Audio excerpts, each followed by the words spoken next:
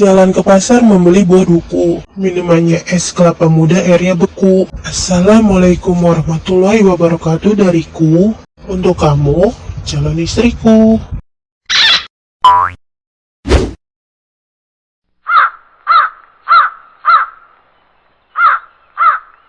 Assalamualaikum warahmatullahi wabarakatuh. Selamat siang dan salam sejahtera untuk kita semua. Teman-teman semua, apa kabar? Baik ya, alhamdulillah. Senang sekali. Perkenalkan, nama saya Eko yang akan memandu sesi talkshow pada kesempatan siang hari ini. Materi kali ini tentang alur proses ekspor dan impor. Teman-teman semua ya. Berbicara soal ekspor dan impor, tentu setiap pengusaha mempunyai harapan ingin meningkatkan penjualannya bukan hanya di dalam negeri saja, tetapi juga di luar negeri ya. Terlebih di era digital yang syaratnya akan persaingan ini. Namun, dalam kenyataannya, para wirausahaan, pada UKM, perusahaan masih bingung dalam prosedur ekspor dan impor. Masih sulit dalam hal mengirimkan produknya ya. Nah, pertanyaannya adalah, apa saja syarat dan alur proses ekspor dan impor yang membuat para pengusaha sulit dalam mengirimkan penjualannya? Pada kesempatan kali ini, itu semua akan dibahas oleh narasumber kita yang sudah hadir pada hari ini. Beliau ialah seorang eksportir, mempunyai usaha dengan nama Bolo-Bolo, dan tentunya sudah mempunyai cabang terbesar di beberapa kota di Indonesia. Langsung aja kita sambut dengan beri tepuk tangan yang meriah untuk Bapak Timbul Jos.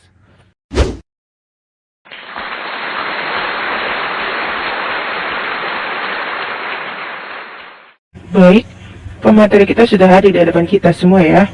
Untuk mempersingkat waktu dan tempat, saya persilakan untuk Bapak Timbul Jos menyampaikan materinya. Alur prosedur ekspor-impor. Kegiatan ekspor barang merupakan sistem perdagangan yang memungkinkan seseorang mengadakan trading lintas negara.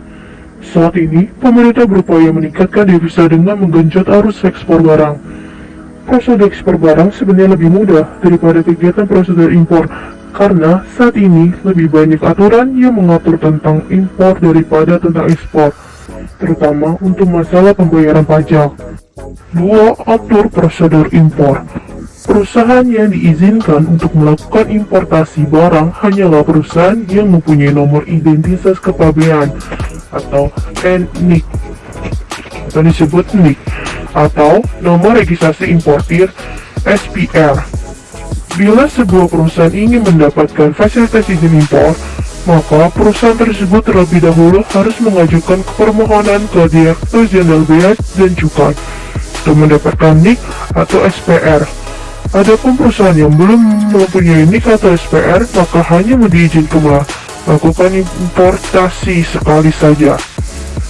Persyaratan tambahan juga harus dipenuhi sebelum perusahaan melakukan importasi adalah harus mempunyai angka pengenalan impor API yang dikeluarkan oleh Kementerian Perdagangan. Apabila perusahaan belum mempunyai API dan berniat melakukan importasi, harus lebih dahulu mendapatkan prosedur impor tanpa API. Berikut ini diragam dari prosedur impor di Indonesia. Adapun penjelasan prosedur umum proses impor di Indonesia adalah sebagai berikut. 1. Importir mencari supplier barang sesuai dengan yang akan diimpor. 2. Setelah terjadi kesepakatan harga, importir membuka LC di bank devisa dengan melampirkan PO mengenai barang-barang yang mau diimpor. Kemudian antara bank ke bank luar negeri untuk menghubungi supplier dan terjadi perjanjian sesuai dengan perjanjian isi LC yang disepakati kedua belah pihak. 3. Barang-barang dari supplier siap untuk dikirimkan ke pelabuhan permuatan untuk diajukan. 4. Supplier mengirimkan fax ke importer, dokumen BLNF, packing list, dan beberapa dokumen lain jika disyaratkan, sertifikat karantina, from effort, dan distribut, dan lain sebagainya. 5. Original dokumen dikirim via bank atau original kedua ke importir. 6. Pembuatan atau pengisian dokumen PIB pengajuan importir barang jika importir mempunyai modul PIB dan EDX sistem tersendiri, maka importer bisa melakukan penginputan dan pengiriman PAB sendiri. Akan tetapi, jika tidak mempunyai, maka bisa menghubungi pihak PPJK atau pengusaha pengurus jasa kepabeanan untuk proses input dan pengiriman PIB. Ya. 7. Dari PIB yang telah dibuat akan diketahui berapa biaya masuk PPh dan pajak yang lain yang akan dibayar. Selain itu, importer juga harus mencantumkan dokumen kelengkapan yang diperlukan dalam PIB. 8. Importer membayar ke bank devisa sebesar pajak yang akan dibayar ditambah biaya PNBP.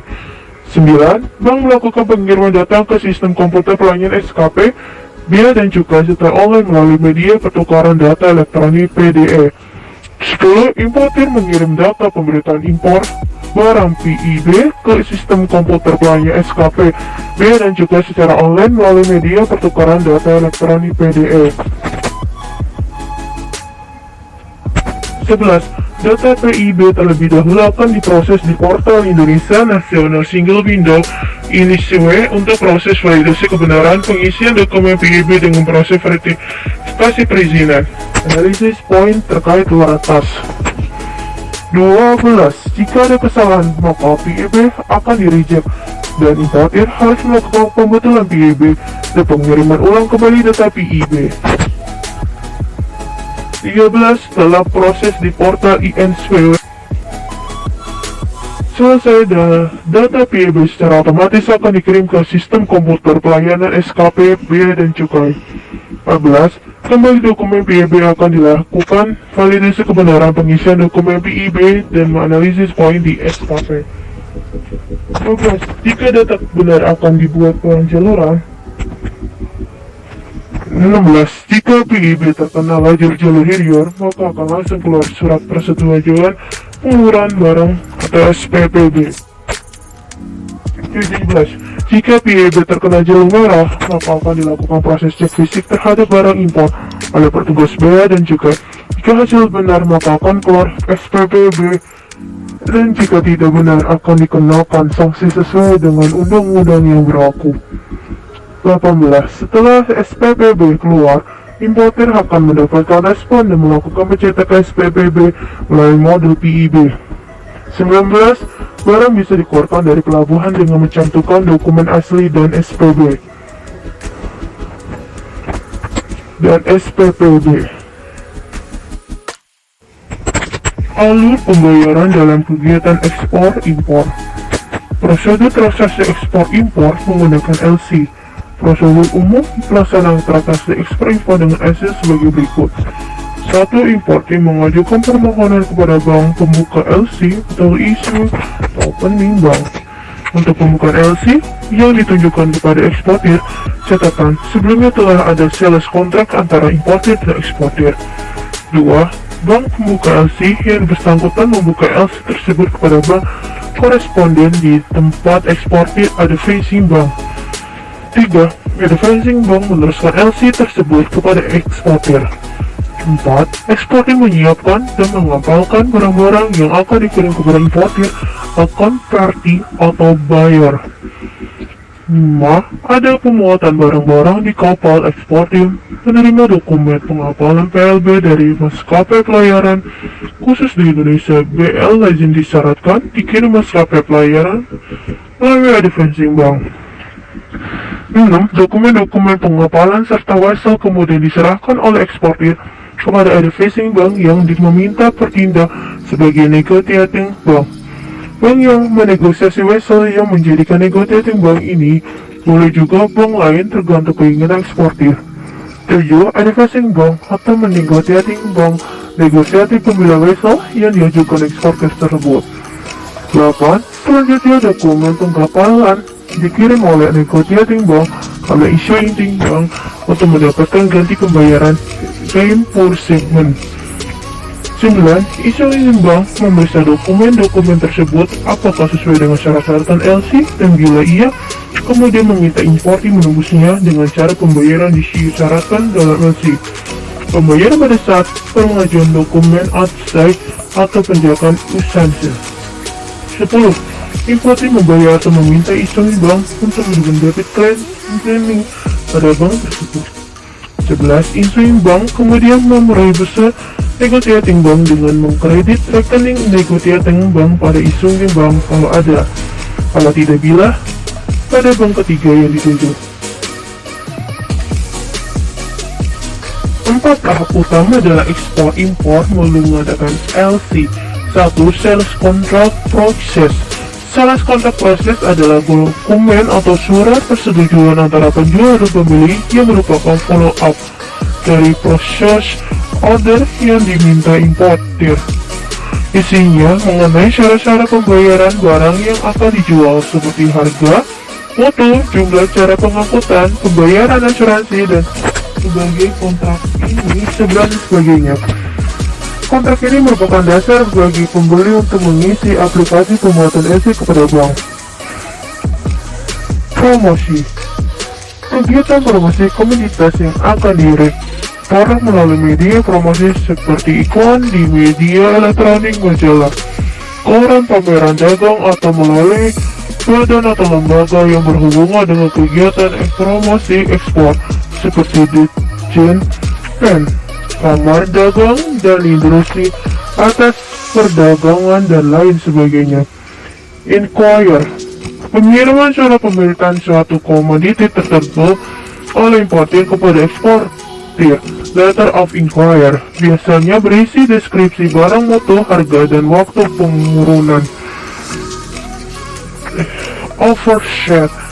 Permintaan importir akan dianggap melalui overset yang dikirim eksportir. Overset ini berisi keterangan sesuai permintaan importir mengenai deskripsi barang, mutu, harga, dan waktu pengiriman. Selain itu, pada overset ini biasanya ditambah tentang ketentuan pembayaran dan pengiriman simple brochure. Order set. Setelah mendapatkan penawaran dari eksportir dan mempelajarinya, jika setuju, maka importir akan mengurunkan surat pesanan dalam bentuk order sheet process order kepada eksportir. Sales contract. Sesuai dengan data dari order sheet, maka selanjutnya eksportir akan menyiapkan surat kontrak jual beli sales contract yang ditambah dengan keterangan force maker sales. Dan inspection sales kontrak ini ditandatangani oleh eksportir dan dikirim sebagai dua rangkap kepada importir. Sales confirmation. Sales kontrak akan dipelajari oleh importir. Apabila importir disetujui, maka sales kontrak tersebut akan ditandatangani oleh importir untuk kemudian dikembalikan kepada eksportir sebagai sales confirmation. Sedangkan satu kopi lain dari sales kontrak ini akan disimpan oleh importir. LC Opening Process. Letter of Credit LC adalah jaminan dari bank penerbit kepada eksportir sesuai dengan instruksi dari importer untuk melakukan pembayaran sejumlah tertentu dengan jangka waktu tertentu atas dasar penyerahan dokumen yang diminta eksporter. Teman-teman yang berbahagia, alhamdulillah, rangkaian materi pada hari ini sudah terlaksana dengan baik. Kami mengucapkan terima kasih kepada dosen kita pada hari ini, yaitu Ibu Febriasi Duwita, yang sudah berbagi ilmunya kepada kita selama ini. Dan juga terima kasih kepada audiens yang sudah menyimak dengan antusias materi kita pada hari ini. Boleh aplaus untuk teman-teman semuanya.